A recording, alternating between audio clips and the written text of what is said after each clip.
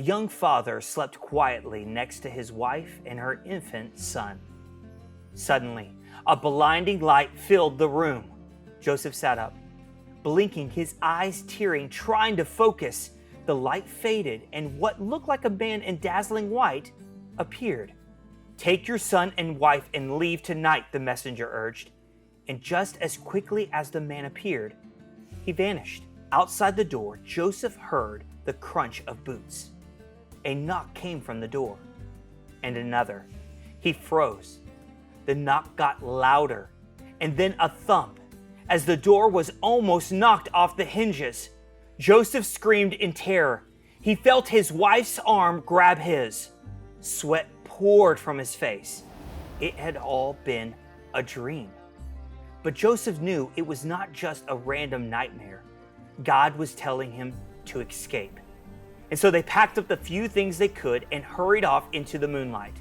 On the road, they fell in with some travelers who told them the horrific news that King Herod was seeking to murder Jesus, and he would stop at nothing to have him killed. So Joseph and his family took their few possessions to live in Egypt until they knew that they could be safe. Many years before, another young man with the same name, Joseph, was sent to live in Egypt with his family.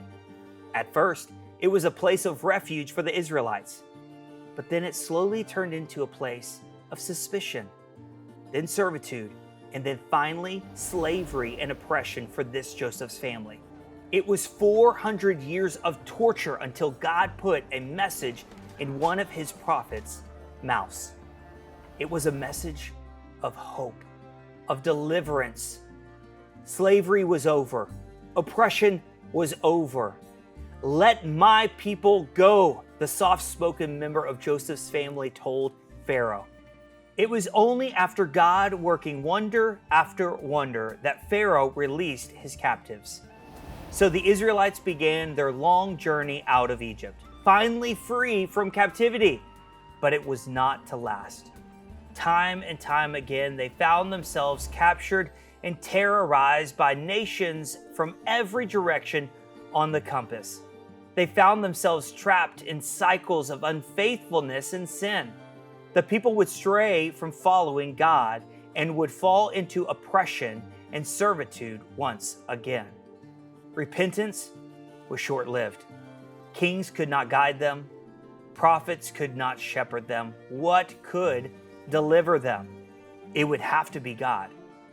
God would have to intervene directly. He would have to send them someone to once and for all take captivity captive. And so, Jesus' father Joseph took him out of Egypt, wandering through the wilderness just like his ancestors did.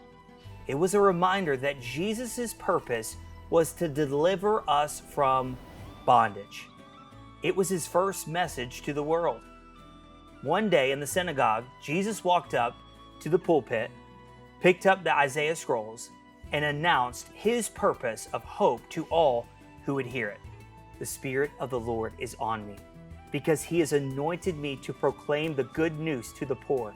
He has sent me to proclaim the freedom for the prisoners, to recover the sight for the blind. He has set the oppressed free, to proclaim the year of the Lord's favor."